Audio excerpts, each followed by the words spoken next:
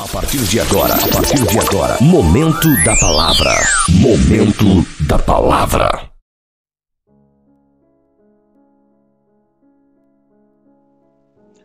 Olá, povo de Deus, povo lindo, povo querido, povo abençoado. Que bom poder estar aqui mais uma vez para trazer uma palavra para o seu coração. Eu quero neste momento, querido, juntamente com você, meditar no texto da palavra de Deus que se encontra no Evangelho segundo escreveu Jesus Cristo, Evangelho de Lucas, no capítulo de número 22, a partir do versículo 31. Evangelho de Jesus Cristo segundo escreveu São Lucas, capítulo 22, a partir do versículo 31, que diz assim: Disse também o Senhor: Simão, Simão, eis que Satanás vos pediu para vos cirandar como trigo. Mas eu roguei por ti para que a tua fé não desfaleça. E tu, quando te converteres, confirma teus irmãos. E ele disse: Senhor, estou pronto a ir contigo até a prisão e a morte. Mas ele disse: Digo-te, Pedro, que não cantará o galo hoje, antes que 3 vezes negues que me conheces. Veja bem, querido, Jesus, ele inicia suas palavras a Simão Pedro com a repetição do nome. Simão, Simão. Eu aprendo aqui, irmãos, que isso realça a preocupação de Jesus com Pedro. Ele vai dizer: Satanás vos pediu para vos cirandar como trigo. Ou seja, Satanás pediu a quem? A Deus.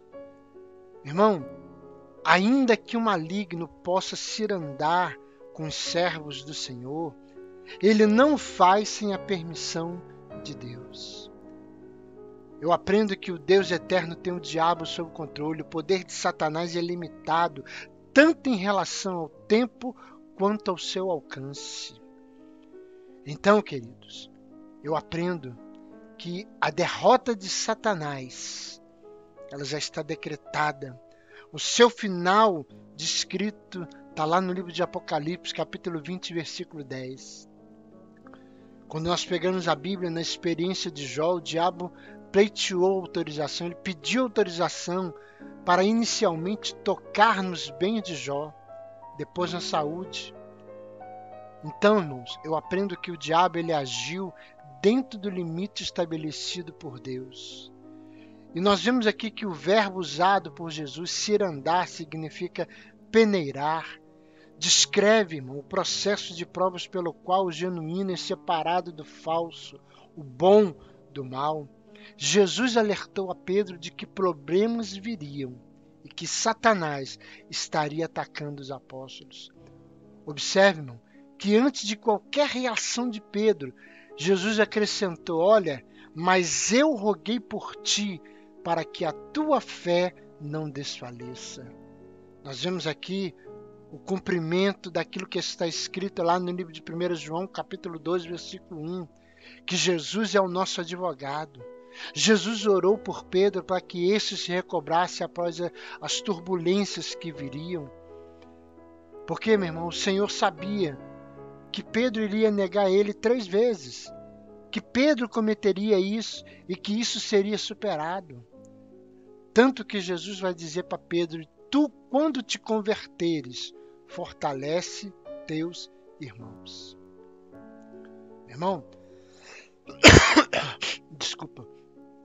Pedro foi o primeiro dos 12 a se encontrar com Jesus e a entender o fato da ressurreição. Quando o inimigo, irmãos, o diabo, o inimigo do povo de Deus, se lança na obra de cirandar os servos de Deus, e o que nós estamos vendo hoje é que geralmente ele encontra facilidade, porque grande parte dos cristãos vive intensamente um problema. Talvez você pergunte: que problema é esse? O problema de a filosofia de vida espiritual do sentir-se pronto. Está lá no versículo 33, né? Repara que no versículo 33 a resposta de Pedro, quando Jesus fala com ele: Senhor, eu estou pronto a ir contigo tanto para a prisão como para a morte. Repara que Pedro, irmão, estava completamente equivocado quanto à sua condição. Ele estava super estimando-se. Então, quando nós vemos na palavra de Deus, o Senhor Jesus ele discordou de Pedro e o alertou de que naquele mesmo dia, antes que o galo cantasse, ele iria negar Jesus 3 vezes.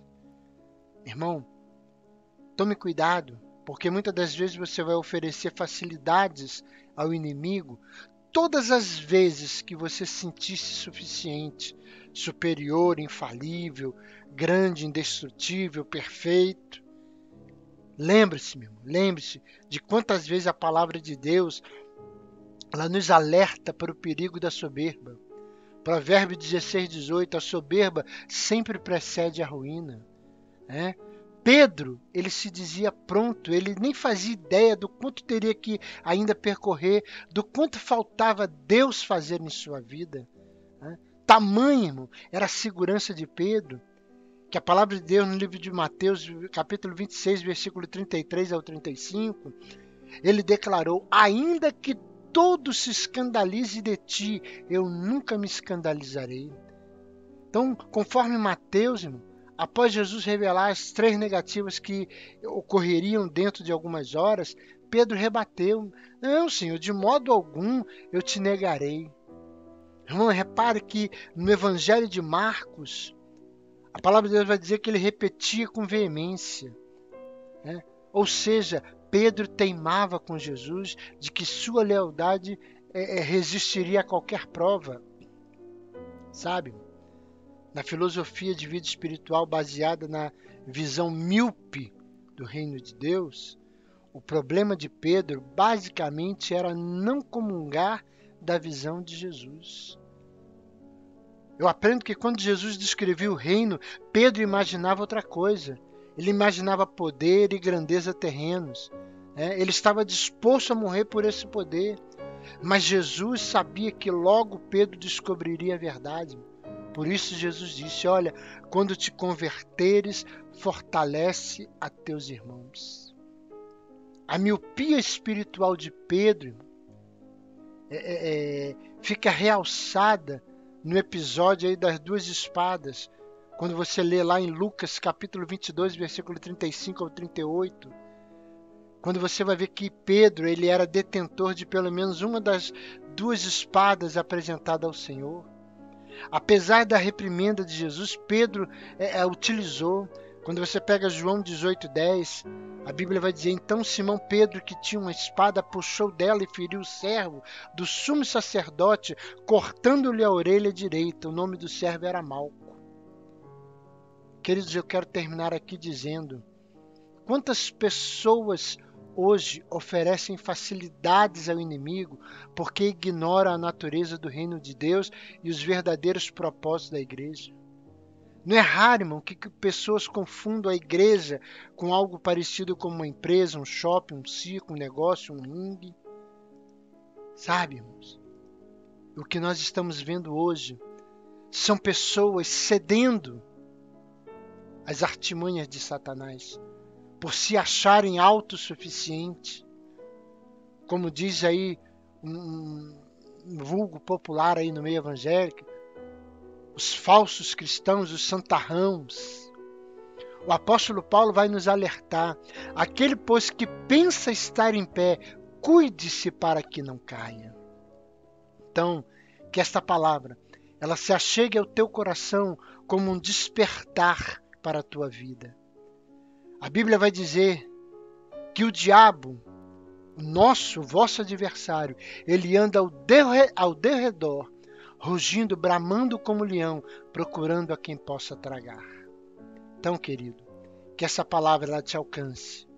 Que o Senhor Deus, ele venha, assim como ele fez com Pedro, cada vez mais rogando ao Pai, nos livrando, nos guardando de todo mal, para que nós possamos ficar firmes no dia mau.